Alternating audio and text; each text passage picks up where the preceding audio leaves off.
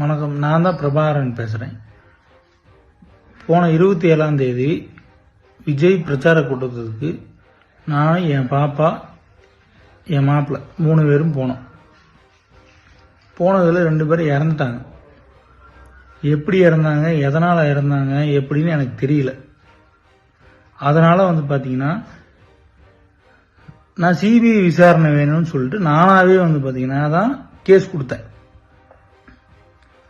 இப்போ நேற்று காலையில் பார்த்தீங்கன்னா டிஎம்கேலேருந்து எம் ரகுநாதன் சொல்லிட்டு ஒன்றிய செயலாளர் அவர் இந்த மாதிரி 20 லட்ச ரூபா பணம் தரோம், வேலை வாங்கி தரோம், அதை பண்ணுறோம் இதை பண்ணுறோம் அப்படின்னு சொல்லிட்டு எல்லாத்தையும் கேஸ் வாபஸ் வாங்க அப்படின்னு சொல்லிட்டாப்புல. நான் சரின்னு சரி நான் கேட்டுட்டு நான் சொல்கிறேன் அப்படின்னு சொல்லிட்டு அனுப்பிச்சி விட்டேன். இப்போ பார்த்துட்டிங்கன்னா காலையில் நியூஸில் இந்த மாதிரி போகுது, பிரபாகரன்றவர்